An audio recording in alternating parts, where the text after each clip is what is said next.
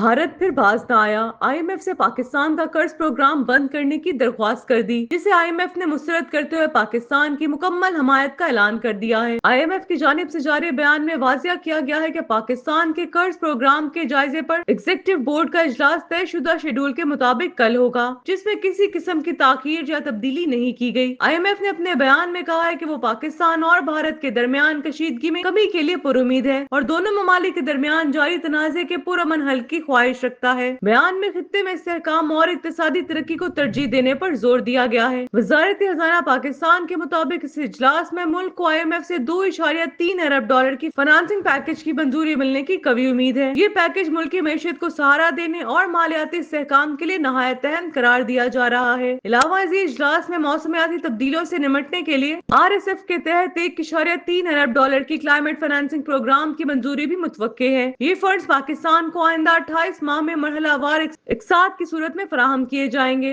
ताकि माहौलियाती चैलेंज से मौसर अंदाज में निपटा जा सके। याद रहे कि पाकिस्तान और आईएमएफ के दरमियान स्टाफ लेवल मुआहिदा 25 अप्रैल 2025 को तय पाया था, जिसकी बुनियाद पर अब फंड्स के इजरा का हतमी फैसला एग्जीक्यूटिव बोर्ड के इजलास में किया जाएगा।